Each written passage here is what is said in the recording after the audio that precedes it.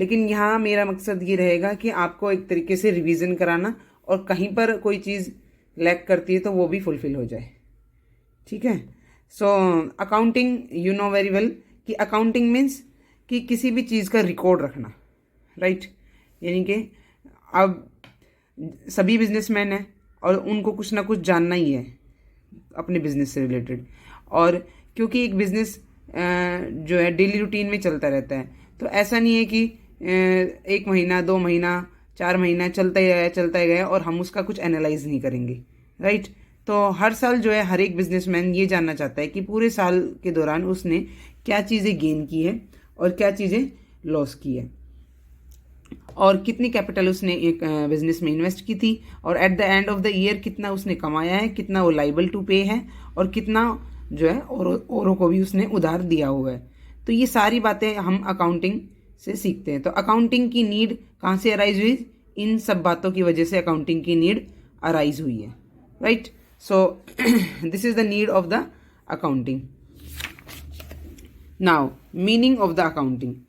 Accounting की कुछ definitions हैं, क्योंकि ऑब्जेक्टिव पेपर है तो कई बार ऐसा होता है कि अकाउंटिंग की डेफिनेशन दे देते हैं और उस राइटर का नाम भी पूछ लेते हैं, तो आपको जो है थोड़ी सी नज़र राइटर्स पे भी रखनी है। फर्स्ट है आर.एन. एंथोनी की, nearly every business enterprise has accounting system. It is a means of collecting, summarizing, analyzing and reporting in monetary terms information about business. So इस डेफिनेशन से क्लियर हो रहा है कि अकाउंटिंग में वो सभी ट्रांजेक्शन्स रिकॉर्ड की जाती है जो मॉनेटरी टर्म्स से रिलेटेड है, राइट। वो सभी इंफॉर्मेशन रिकॉर्ड की जाती है, सभी इंफॉर्मेशंस को कलेक्ट किया जाता है, रिकॉर्ड किया जाता है, और फिर समराइज यानी कि शॉर्ट फॉर्म में समराइज किया जाता है, और उसके बाद उनसे एनालाइज भी किया जाता है। एनालाइज यानी कि कुछ निष्कर्ष निकाले जाते हैं, राइट। जैसे सॉल्वेंसी रेशो निकालना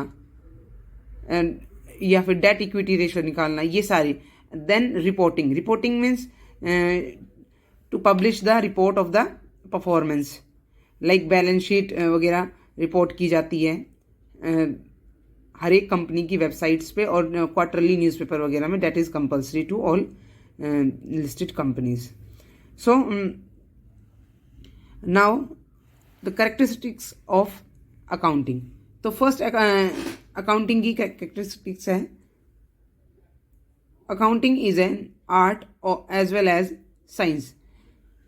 अकाउंटिंग जो है एक आर्ट है और साइंस है। अब आर्ट का मतलब क्या है कि किसी भी काम को करने के लिए कुछ प्री ऑब्जेक्टिव्स होते हैं, राइट।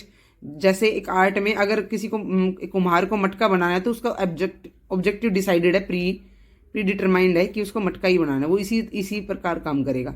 तो अकाउंटिंग में भी यही है कि हम जिस पर्पज़ के लिए अकाउंटिंग कर रहे हैं वो उसके लिए ऑब्जेक्टिव जो है ऑलरेडी प्री डिटरमाइंड है।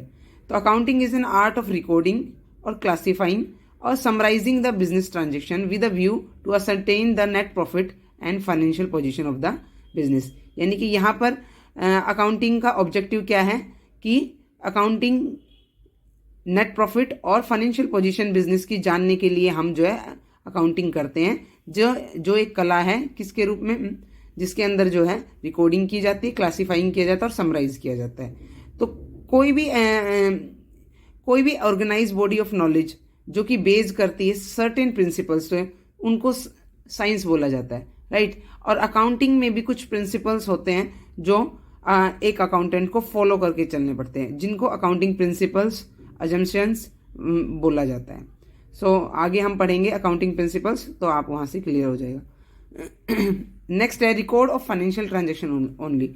इसके अंदर जो है financial words means monetary terms से रिलेटेड है कि जो भी फाइनेंशियली लॉस या गेन या जो भी ट्रांजेक्शन होती है वो सारी, जिसको हम पैसे में कन्वर्ट कर सकते हैं, एक्सप्रेस कर सकते हैं, वो सारी टर्म्स जो है रिकॉर्ड की जाती है। फॉर एग्जांपल, अगर किसी मैनेजर का झगड़ा होता है तो उस झगड़े की वजह से जो नुकसान हुआ वो, क्योंकि हम उस नुकसान को मॉनेटरी टर्म में कैलकुलेट नहीं कर सकते, इसीलिए जो वो रिकॉर्ड नहीं किया जाएगा झगड़ा। लेकिन अगर कोई मशीन स्टॉप होने की वजह से उस पर डे जो मशीन प्रोडक्शन करती है वो जो स्टॉप होता है, तो हम जो है वो कैलकुलेट कर लेते हैं, ठीक है। नेक्स्ट है recording in term of money. ये मैंने अभी बता दिया आपको कि जो है सभी ट्रांजेक्शन्स को मनी के रूप में ही रिकॉर्ड किया जाता है। जैसे अगर कंपनी में कोई भी फर्नीचर है, टेबल है या जो भी है, एसी है, सबकी वैल्यू लगाई जाती है और उसी को जो है उन वैल्यू के ऊपर जो है बैलेंस शीट में शो किया जाता है। नेक्स्ट है क्लासीफाइंग। अब देखो क्वेश्चन ऐसे भी बन जाता है कई बार कि वो पूछ लेता है कि रिकॉर्डिंग किस में करते हैं, ठीक है। तो रिकॉर्डिंग किस में करते हैं, जर्नल में करते हैं, ठीक है। फिर वो कहता है कि क्लासीफाइंग किससे